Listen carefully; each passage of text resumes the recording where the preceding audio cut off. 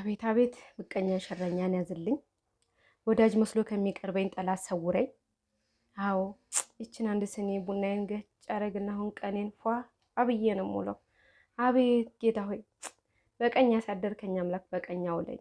አዎ ደግ ደጉን አሰማኝ እስቲ። አቤት ውይ ይሄ ጣማ ጨሻ ደግሞ በጣም ትንሽዬ ሆኖ አስቸግሮኛል አልኳችሁ። እስቲ እንደዚህ ጫስ ጫስ ጫስ እናድርገው። ጫስ ጫስ ጫስ ጫስ ከምቀኛ ከሸረኛ ሰውረን፣ ደግ ደጉን አሰማን። በቀኝ ዋልከን በቀኝ አሳድረን፣ በቀኝ አሳድርከን በቀኝ አውለን። ጠዋቴን የተባረከ የተቀደሰ አድርግልኝ። አሁን ይሄን አንድ ሰውን ቡናዬን ጠጥቼ ገጭ ብዬ ቀኔን ፏ አረጌው ላለው ማለት ነው። ጠጣላችሁ ለምን እንደዛ ፈላሽ እንዳትሉኝ፣ ስኒና ጀበና የለሽም እንዴ እንዳትሉኝ፣ አለኝ። ስኒም አለኝ ጀበናም አለኝ። አዎ አለኝ ነግሬያችኋለሁ። እስኪ አንተ ደግሞ አትለቅ። ውይ ይሄም አልቋል ለካ። አዎ ጥሩ ነው ብለውኝ ይሄንን ነው እያጨስኩ ያለሁት ማለት ነው። እስኪ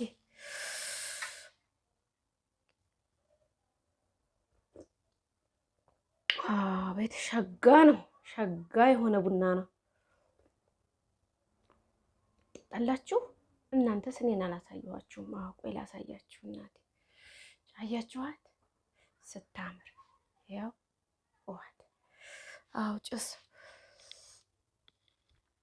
ቤት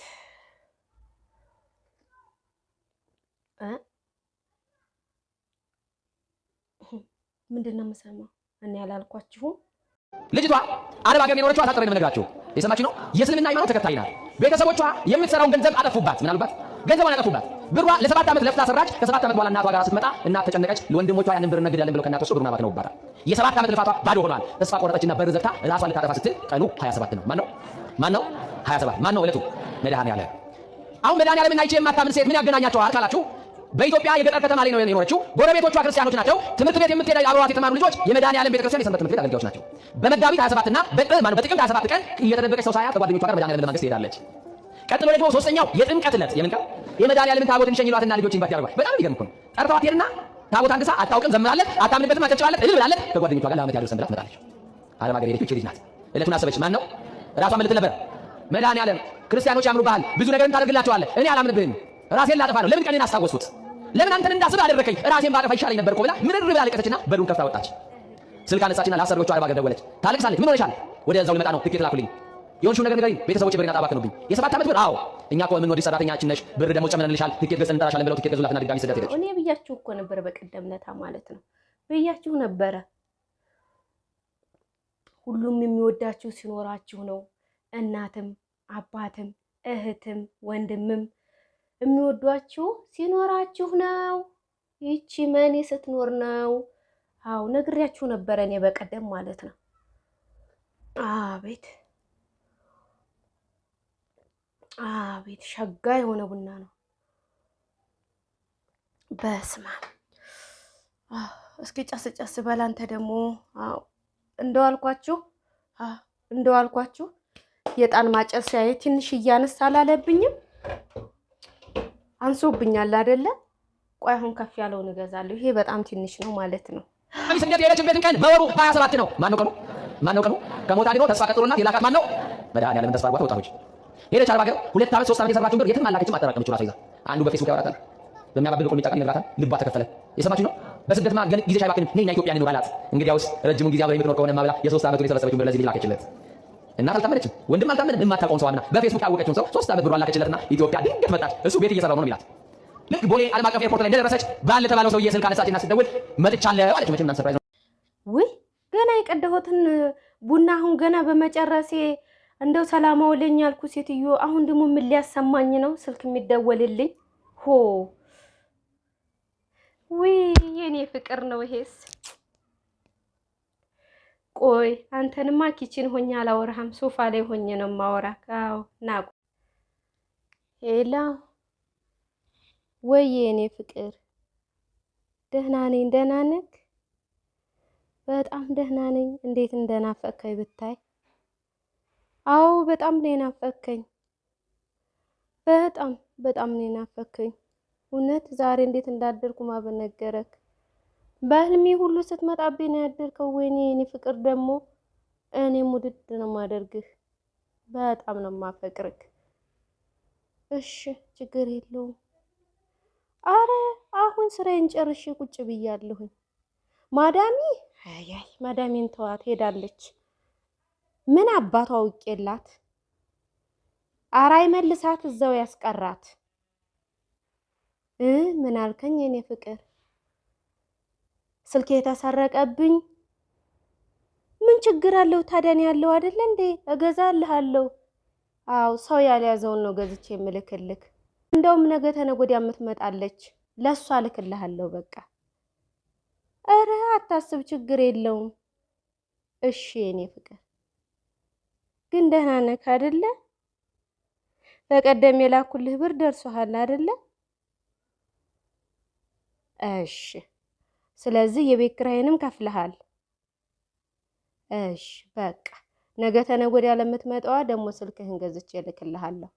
ኧረ አታስብ፣ እኔ እያለሁ ምንም ምን ጎሎ። እኔ ደህና ልሁን። ለምንድን ነው የሚቸግርክ? አዎ በጣም ነው የምወድህ። እሺ እሺ ውዴ፣ እኔም እወድሃለሁ። ምናምን ሰርፕራይዝ ነው የምትሉት? ሰው እያስነገጣችሁ እንዴት ትላላችሁ? እና ሰውየው ነገረ መጥቻለሁ ብትይ ኢትዮጵያ ነው የምርሽ ነው? አዎ ስልኩን ጥቅም አድርጎ ዘጋና ጠፋ። አሁንም ዕለቱ 27 ነው። ሊያድን ሲፈልግ እንዴ የሚሆነው? የሰማችሁኝ አይደል? ይሄ ሙቪ ድራማ አይደለም አወራችሁ። የሰማችሁኝ አይደል? ዕለቱ 27 ነው። ቦሌ ኤርፖርት ቁጭ ብላ ሻንጣዋ ላይ ተደግፋ እየያለች አስተናጋጆች መጡ። ሰራተኞች ቢያባብሏት የሆነችውን ነገር ልትናገር ፈቃደኛ አይደለችም። አይዞሽ ያልፋል፣ ምን ሆንሽ? ቤተሰብ በህይወት የሉም፣ ምን ሆነሻል? አይዞሽ ቢሏት ምንም በቃ ተው ይውጣልኝ አለች። አለቀሰችና አንድ ነገር አለች። ምን ነው ምን አደረኩ መድኃኒዓለም? ያኔ ልሙት ባልኩ ሰዓት ለምንድን ነው ያስመለጥከኝ አለችው። እናንተ በዚህ ልበላችሁ፣ እንደው በዚህ ልበላችሁ አይደለ? በዚህ እንዲህ ነው የምልሽ ይላል ኮሜዲያን አማን እኮ ነው። እናንተ ቆይ እንዲህ ተነግሯችሁ አሰሙም እንዴ? ቆይ አረ ወይኔ ጉዴ ፈላ። እንደ ይሄን ሰሞን እንደው ጌታ ሆይ ምኑን ነው የምታሰማኝ? እንደው ምኑን ነው የምታሰማኝ? አንዷ 10 ዓመት ኖርኩኝ አለች፣ አንዷ ደግሞ 7 ዓመት። አያችሁ እናንተ በፌስቡክ ለምታውቁት በኦንላይን ለምታውቁት ብራችሁን ዝም ብላችሁ ትልካላችሁ። ነገር ግን መተናል ብላችሁ ስትደውሉለት ስልኩን አጥፍቶ ይሄዳል ማለት ነው። እኔ ግራ የገባኝ ነገር ቢኖር ማለት ነው እናት፣ አባት፣ እህት፣ ወንድም እነሱን ሳታምን በፌስቡክ ላወቀችው ሰው እንዴት አምናው ብሯን ትልካለች? ቆይ እኔ ግራ የገባኝ ነገር ማለት ነው። የእውነቴን ነው የምላችሁ። አረ እኔ ስሰማው በጣም እየደነገኩኝ ነው። ሰው ሞኝ ነው እንዴ? ብር ሞልቶታል እንዴ? ብር ተርፎታል እንዴ? እስከምል ድረስ ማለት ነው። እውነት እንድትማሩበት አላችሁ ብዬ ነው ይሄን ቪዲዮ ዛሬ ይዤላችሁ የመጣሁት ማለት ነው። ትማሩበት አላችሁ ብዬ ተስፋ አደርጋለሁ ማለት ነው። እንደው በቀደም ያንን ቪዲዮ ሰርቼ ገና ሳልጨርሰው ዛሬ ደግሞ እንደዚህ አይነት ጉድ መስማታችን በጣም በጣም በጣም ከባድ ነው ማለት ነው። አረ ሰው ህዝቤ ሆይ ንቃ፣ ህዝቤ ሆይ ኧረ ስማ፣ ኧረ ተው ግን ተው እናንተ አረብ ሀገር የምትኖሩ ሰዎች ኧረ ተው፣ ጥሩዎቹንም አታሰድቡን። እውነቴን ነው እንዴ ከስንዴ ውስጥ አንክርዳድ አይጠፋም እንደሚባለው ሁሉ ማለት ነው። ስንዴም አብሮ እየተሰደበ ነው ማለት ነው እንዴ።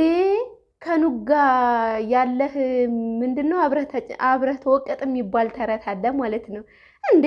አንገታችንን ድፍት አድርገን ሰርተን ወደ ሀገራችን የመጣነውን ሁላችንን ማታሰድቡን እንዴ።